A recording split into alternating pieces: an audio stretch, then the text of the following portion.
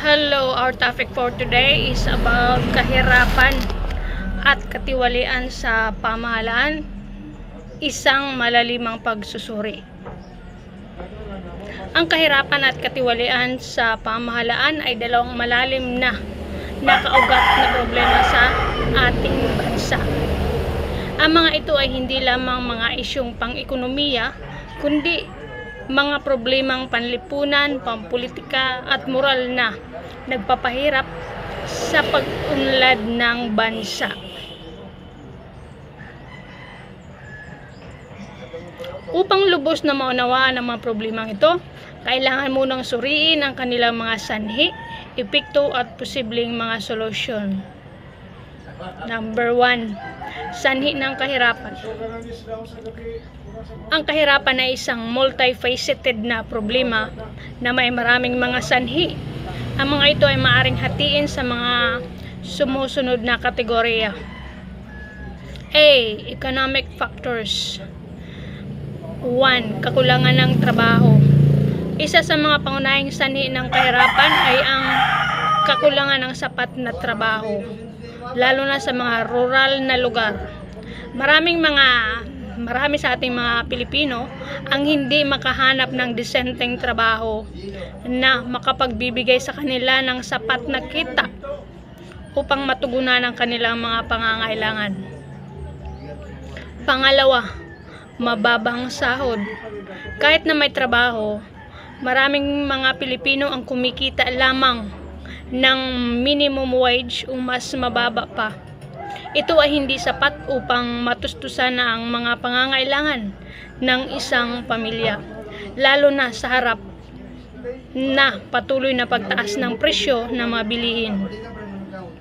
Pangatlo, hindi pantay na pamamahagi ng yaman.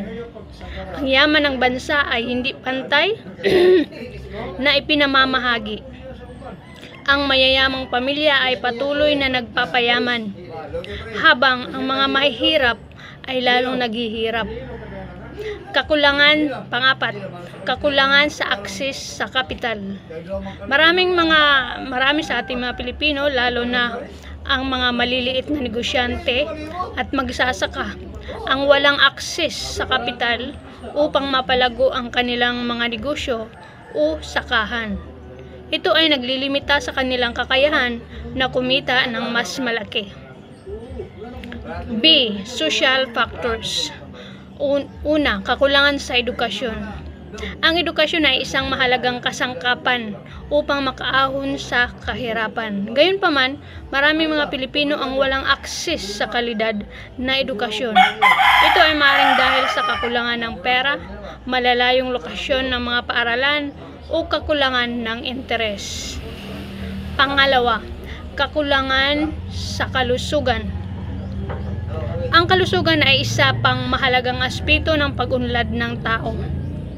Ang mga Pilipino na may sakit o kapansanan ay madalas na hindi makakapagtrabaho o makapag-aral, na nagpapahirap sa kanilang pag-ahon sa kahirapan.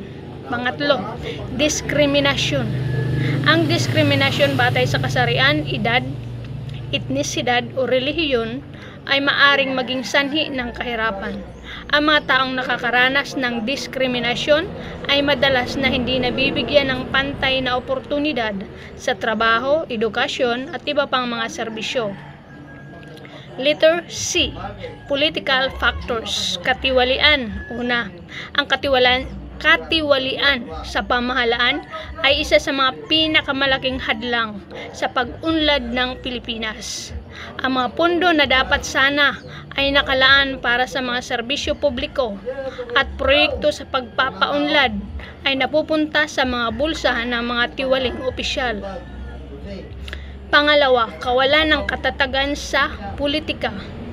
Ang kawalan ng katatagan sa politika ay maaaring magdulot ng kawalan ng katiyakan sa ekonomiya at magpahina sa mga pagsisikap na sugpuin ang kahirapan. Pangatlo, mahinang pamamahala. Ang mahinang pamamahala ay maaaring magresulta sa hindi epektibong mga patakaran at programa na hindi nakakatulong sa mga mahihirap. Pangalawa, mga sanhi ng katiwalian sa pamahalaan. Ang katiwalian ay isang malalim na nakaugat sa problema sa Pilipinas na may maraming mga sanhi. Ang mga ito ay maaaring hatiin sa mga sumusunod na kategorya. Una, cultural factors. Utang na loob. Ang kultura ng utang na loob ay maaaring magresulta sa katiwalian kapag ang mga opisyal ay nakakaramdam ng obligasyon na paboran ang mga taong tumulong sa kanila sa nakaraan kahit na hindi ito naaayon sa batas o moralidad. Nepotismo o kronyismo. Pagpabor sa mga kamag-anak at kronyismo, pagpabor sa mga kaibigan ay maaaring magresulta sa katiwalian kapag ang mga opisyal ay nagtatalaga ng mga hindi karapat-dapat na tao sa mga posisyon ng gobyerno. Pangatlo, lack of transparency. Ang kakulangan ng transparency sa mga transaksyon ng gobyerno ay nagpapahirap sa pagtuklas at pag-usig sa katiwalian. B. Political factors.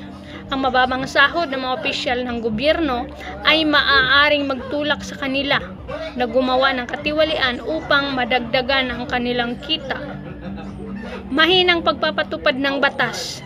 Ang mahinang pagpapatupad ng batas ay nagpapahirap sa pag-usig sa mga tiwaling opisyal. Political dynasty ay maaaring magresulta sa katiwalian kapag ang mga pamilya ay nagkukontrol sa mga posisyon sa gobyerno at ginagamit ang kanilang kapangyarihan upang protektahan ang kanilang mga interes. C. Economic factors. Kakulangan sa accountability sa mga opisyal ng gobyerno ay nagpapahirap sa pagpapanagot sa kanilang mga aksyon. Mahabang proseso sa pagkuha ng serbisyo mula sa gobyerno ay maaaring magtulak sa mga tao na magbigay ng suhol upang mapabilis ang kanilang transaksyon. Mga epekto ng kahirapan at katiwalian ay malawakang epekto sa lipunan. Una, economic effects. Mabagal na pag-unlad ng ekonomiya dahil pinipigilan nila ang pamumuhunan, paglikha ng trabaho at paglago ng negosyo. Kakulangan sa public service tulad ng edukasyon, kalusugan at infrastruktura. Pagtaas ng utang panlabas dahil ang mga pundo na dapat sana ay ginamit upang bayaran ang utang ay napupunta sa mga bulsa ng mga tiwaling opisyal. Social effects. Pagtaas ng krimen.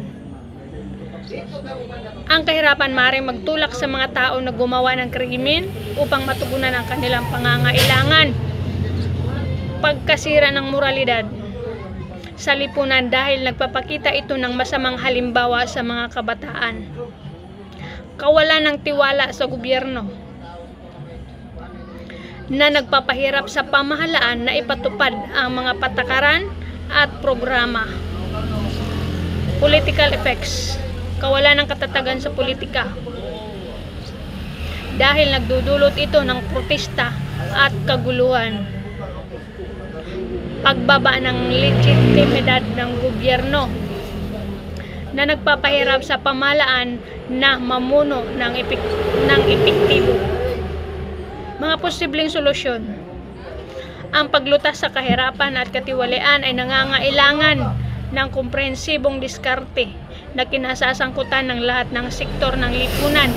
Ang mga sumusunod ay ilan sa mga posibleng solusyon, economic solution. 1. Paglikha ng trabaho, pagtaas ng sahod, pagpapantay ng pamamahagi ng yaman, pagpapalakas ng microfinance. Social solutions naman, pagpapabuti ng edukasyon, pagpapabuti ng kalusugan, paglaban sa diskriminasyon. Solusyon naman sa politika, paglaban sa katiwalian, pagpapalakas ng pamamahala, pagbabago sa politika.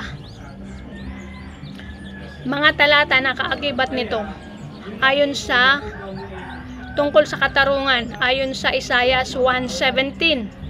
Matutong gumawa ng mabuti, hanapin ang katarungan, ituwid ang mapangapi, ipagtanggol ang ulila, ipaglaban ang babaeng balo.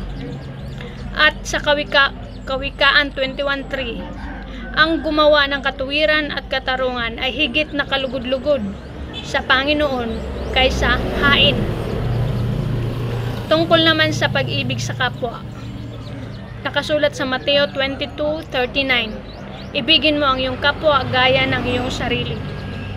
Unang Juan 3:17, ngunit sinuman na mayroong mga pag-aari sa sanlibutan ito at nakikita ang kanyang kapatid na nangangailangan at pinagkakaitan siya ng kanyang pagkahabag, paano mananahan ang pag-ibig ng Diyos sa kanya?